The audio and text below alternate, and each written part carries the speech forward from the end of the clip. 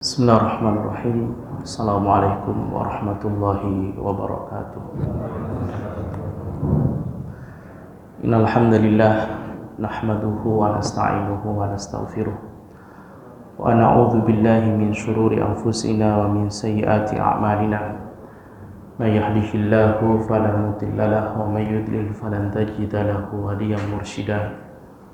Asyhadu an la ilaha illallah wahdahu la syarika lah wa asyhadu anna Muhammadan abduhu wa rasuluhu la nabiyya ba'dah. Allahumma shalli ala sayyidina wa habibina wa qurrati a'yunina Muhammadin wa ala alihi wa sahbihi ajmain.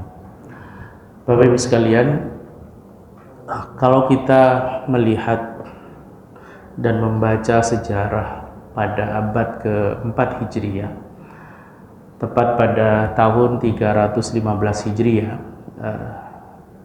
saat itu pemerintahan Islam pusatnya ada di Cordoba.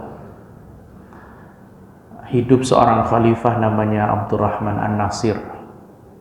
Ini khalifah luar biasa, orang salih, dan kemudian dicintai juga oleh masyarakat, dicintai juga oleh rakyatnya.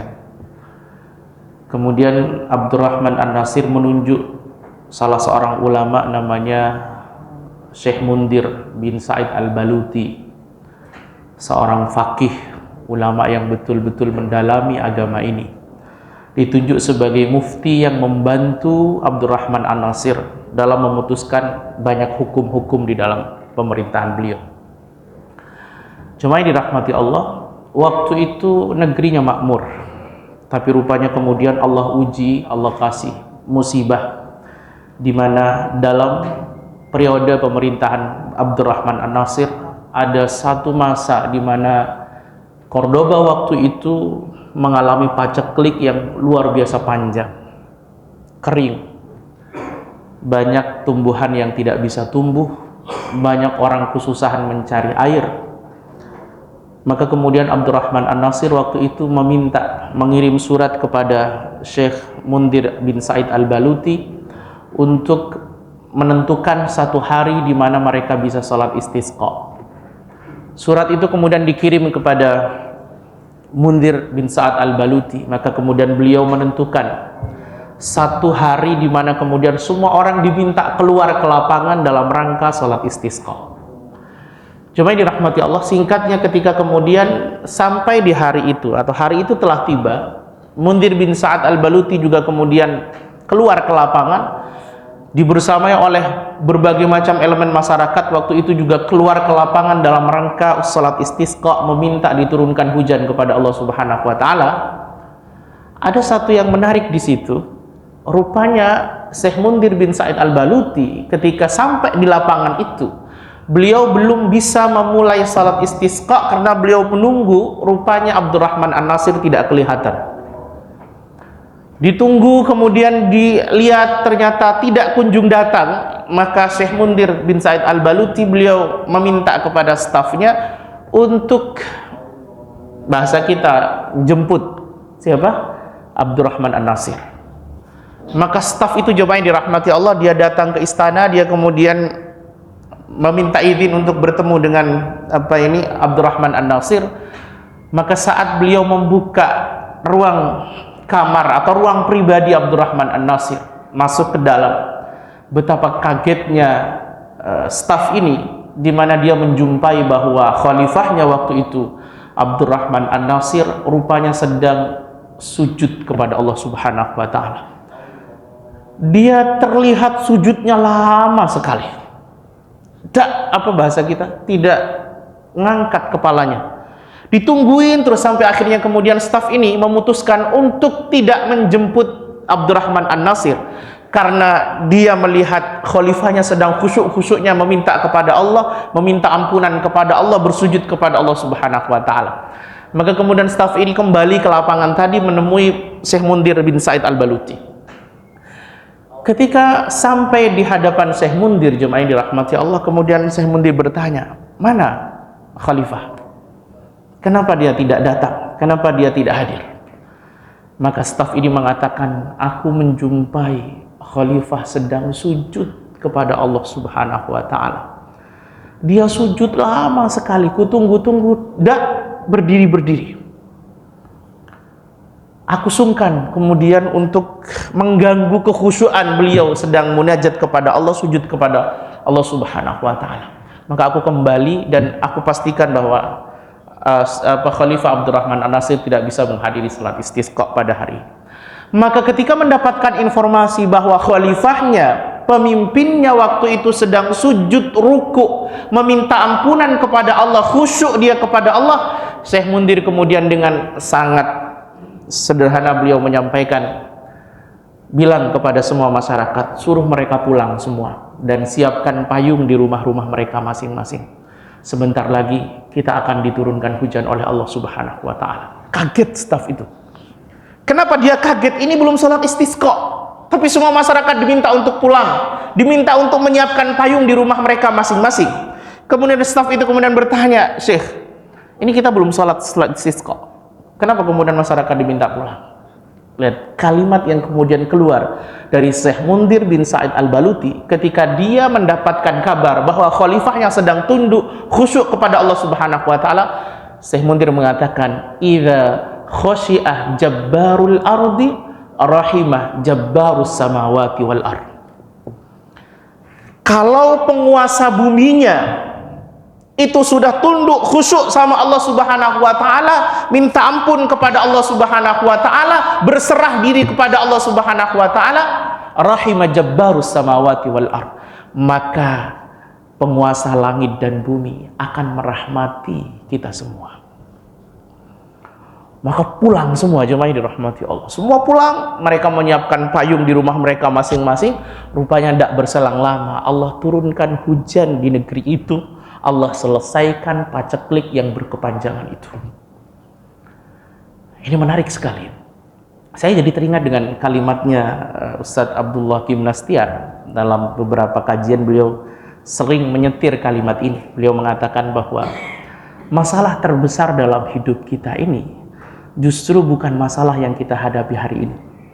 Bukan hutang yang melilit kita, bukan anak yang susah diatur, bukan istri yang juga susah diatur, atau bukan pekerjaan yang carut-marut. Justru masalah terbesar dalam hidup kita hari ini adalah ketika Allah tidak mau menolong kita. Maka itu masalah terbesar. Karena kalau Allah sudah menolong, masalah besar pun punya potensi besar untuk menjadi masalah yang ringan dan sangat sederhana untuk diselesaikan. Betapa banyak masalah-masalah besar menurut satu orang, tapi ternyata mudah untuk diselesaikan karena Allah menolong dia. Sebaliknya, kalau Allah tuh tidak mau nolong, masalah kecil pun itu punya potensi menjadi besar ketika Allah tidak mau nolong. Maka pertanyaannya adalah, maka masalah terbesar itu adalah ketika Allah tidak mau nolong kita. Disadari atau tidak jemaah yang dirahmati Allah bahwa apa yang terjadi dalam hidup kita yang kadang sering tidak sesuai dengan harapan kita, ya, sering tidak sesuai dengan harapan kita, itu adalah buah dari dosa-dosa kita. Ya, kita perlu sadar itu. Bahwa ketika kita menginginkan A, tiba-tiba Allah kasih B, Allah kasih C, itu adalah buah dari dosa-dosa kita. Karena yang membuat gelisah hidup itu dosa. Yang membuat hidup kita ini gelisah adalah dosa kita, amal buruk kita, maksiat kita. Itu yang akhirnya membuat hidup kita gelisah. Coba kalau kita baca sirahnya baginda Nabiullah Adam alaihissalam, ketika beliau kemudian tidak taat sama Allah, yaitu memakan buah yang dilarang itu, maka kemudian Allah memutuskan untuk mengeluarkan Nabiullah Adam dari surga dan menurunkan beliau ke bumi. Turunnya beliau ke bumi adalah kegelisahan pertama dalam hidup Nabiullah Adam alaihissalam. Karena ketika beliau turun ke bumi, maka beliau perlu berpayah-payah, perlu berlelah-lelah, perlu kemudian harus mendapatkan musibah dan lain sebagainya. Padahal selama beliau di surga, beliau adem, ayem, terentem, bahasa kita enak saja. Tapi saat beliau diturunkan ke bumi, itu adalah kegelisahan pertama dalam hidup Nabiullah Adam alaihissalam. Buah dari ketidaktaatan beliau pada Allah Subhanahu wa ta'ala. Dan ketika kemudian Nabiullah Adam memutuskan untuk bertaubat, menyesali, menangis kepada Allah, berpuluh-puluh tahun beliau menangis, saat taubatnya kemudian diterima, beliau mengatakan, Rabbana zalamna anfusana wa illam taghfir lana wa tarhamna lanakunanna minal khasirin. Maka saat itu Allah terima taubatnya, maka Allah kemudian mempertemukan beliau dengan istrinya yang semula oleh Allah dipisahkan. Jadi kegelisahan pertama beliau diturunkan itu udah gelisah. Karena di bumi beliau perlu berlelah-lelah. Di bumi beliau kemudian bercapek-capek. Kemudian setelah itu Allah pisahkan dari istri beliau, itu juga gelisah. Tapi ketika bertaubat Allah temukan beliau dengan istrinya. Bahkan para ulama mengatakan justru karena Adam bertaubat, Adam akan dikembalikan lagi nanti ke surga. Coba juga lihat kisah Nabiullah Yunus alaihi salam. Ketika beliau memutuskan untuk meninggalkan kaumnya tanpa ada perintah dari Allah Subhanahu wa taala. Setiap nabi itu jemaah dirahmati Allah, ketika mereka memutuskan untuk hijrah itu pasti didahului dari perintah Allah, ada perintah, ada izin. Tetapi Nabiullah Yunus karena mungkin saking mangkelnya, saking marahnya kepada kaumnya, tanpa ada perintah dari Allah untuk kemudian hijrah, beliau tinggalkan kaumnya. Dan itu adalah sebuah kesalahan, sebuah ketidaktaatan. Saya sering menyampaikan Nabi itu jemaah dirahmati Allah memang maksum. Nabi sama Rasul itu maksum, tapi dari dosa besar. Tapi tidak maksum dari dosa kecil atau kesalahan-kesalahan kecil. Maka kita jumpai kadang Nabi juga tergelincir pada kesalahan-kesalahan kecil. Termasuk Nabiullah Yunus alaihi salam. Beliau tergelincir pada kesalahan di mana kemudian beliau tidak taat, tidak ada perintah dari Allah untuk kemudian hijrah, beliau hijrah. Maka kemudian Allah Subhanahu wa taala memberikan kegelisahan kepada beliau di mana Nabiullah Yunus kemudian dimakan oleh ikan, hut azimah, ikan yang besar. Sampai kemudian Imam Ibnu Qayyim mengatakan bahwa ketika Nabiullah Yunus alaihissalam berada pada perut ikan itu, beliau berada pada 3 keterpurukan. Bahasa kita 3 kegelisahan. 1 kegelisahan malam karena terjadinya di malam hari, atau kegelapan malam karena terjadinya di malam hari. Yang kedua, kegelapan perut ikan karena dimakan oleh ikan, masuk ke dalam lambung ikan. Ketiga, kegelapan dasar lautan karena setelah dimakan dibawa ke dasar lautan. Coba bayangkan, dosa itu membawa pada kegelisahan. Gelisah Nabiullah Yunus alaihissalam, gelisah, terpuruk, gelap. Maka waktu itu ketika Nabiullah Yunus kemudian mentaubati dosanya dengan mengatakan la ilaha illa anta subhanaka inni kuntu minadh dhalimin. Tiada Tuhan selain Engkau ya Allah, Maha Suci Engkau, sungguh aku bersalah. Atau bahasa lainnya, sungguh aku zalim.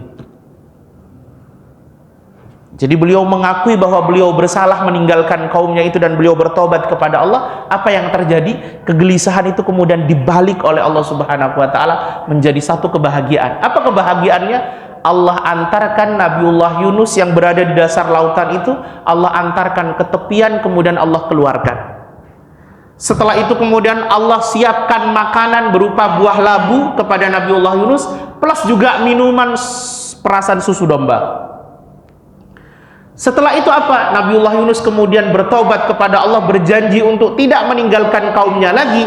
Maka kemudian beliau kembali ke Ninawa. Ketika beliau kembali ke kaumnya, ternyata kaumnya sudah beriman semua kepada Allah Subhanahu wa taala. Kegelisahan-kegelisahan tadi kemudian menjadi kebahagiaan yang tak terkira. Karena dulu-dulunya kaumnya didakwahi ternyata tidak mau, giliran kemudian ditinggalkan, kembali lagi kaumnya beriman semua kepada Allah Subhanahu wa ta'ala. Jumlahnya 100.000 lebih, semua beriman.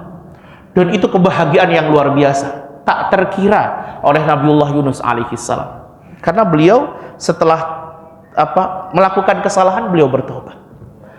Bagi jemaah yang dirahmati Allah, menarik apa yang kemudian disampaikan oleh para ulama. Ada juga yang mengatakan ini kalimat ini luar biasa, di mana kalimatnya al-itham, dosa itu, mahaka fin nafs, apa yang membuat jiwamu gelisah, wa taraddada fis sadr, dan apa yang membuat dadamu gemetar. Itu dosa. Maka dosa itu pasti akan menggiring kita pada kegelisahan. Setiap amal buruk, amal yang menghasilkan kemaksiatan, dosa, maka pasti akan membuat kita gelisah. Pasti, Pak. Kalau enggak, maka pasti istidraj. Dosa itu pasti menghasilkan kegelisahan. Kalau ternyata tidak menghasilkan kegelisahan, jangan-jangan kita sedang berada pada masa istidraj. Tahu istidraj, jemaah yang dirahmati Allah, di mana Allah mengeluh-eluh kita, kemudian nanti Allah menghujamkan kita. Dan istidraj itu jauh lebih berat. Kenapa? Karena biasanya orang yang istidraj ketika dia tenggelam dalam dosanya dan menikmati dosanya, Allah angkat dulu. Ketika dia diangkat, Allah hujamkan dari atas, dan itu sakitnya, menderitanya, keterpurukannya jauh lebih besar dibandingkan orang yang ketika melakukan dosa langsung dikasih hukuman sama Allah Subhanahu wa ta'ala. Ibaratnya kalau orang sudah terbiasa dengan gaya hidup orang kaya, tiba-tiba langsung dimiskinkan seketika dalam waktu yang sangat singkat, itu jauh lebih sakit, jauh lebih punya efek dibandingkan orang yang sudah terbiasa miskin. Gitu.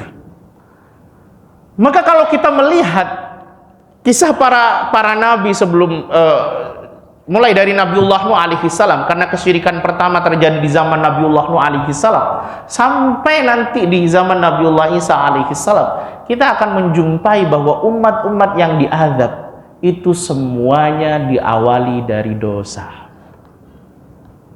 Mereka itu kemudian terpuruk, gelisah, menderita, musnah, itu karena dosa. Maka benar apa yang disampaikan oleh Allah Subhanahu wa taala, "Wa man a'rada an dzikri fa inna lahu ma'isyatan dhanka." Maka siapa saja yang senangnya bikin dosa, tidak mau taat, tidak mau kemudian mengindahkan peringatan-peringatan Allah, fa inna lahu ma'isyatan dhanka, maka pasti, kata Allah, maka pasti kehidupannya akan sempit. Maka jemaah dirahmati Allah Subhanahu wa ta'ala, kalau hari ini ada kegelisahan, maka jangan kemudian terlalu menyalahkan banyak orang. Mungkin ada dosa kita yang belum kita taubati, mungkin ada kesalahan kita yang kemudian belum kita insafi. Karena kegelisahan itu munculnya dari dosa, maka obatnya adalah taubat. Maka obatnya adalah taubat. Setiap kita gelisah, taubat sama Allah. Setiap kita gelisah, taubat sama Allah. Ada masalah dengan siapapun, ada masalah terkait apapun, taubat. Karena bisa jadi dosa yang kemudian atau kegelisahan yang kemudian muncul dalam hidup kita, itu adalah sebab dari dosa-dosa kita yang belum kita taubati. Mudah-mudahan ini bermanfaat buat kita semua. Mudah-mudahan Allah Subhanahu wa ta'ala senantiasa memberikan hidayah agar kita terus bisa beramal salih dan terus bisa menguatkan taubat kita kepada Allah Subhanahu wa ta'ala. Hadanallahu wa iyyakum ajma'in. Subhanakallahumma wa bihamdika asyhadu an la ilaha illa anta astaghfiruka wa atubu ilaik. Mohon maaf apabila ada kesalahan. Assalamualaikum warahmatullahi wabarakatuh.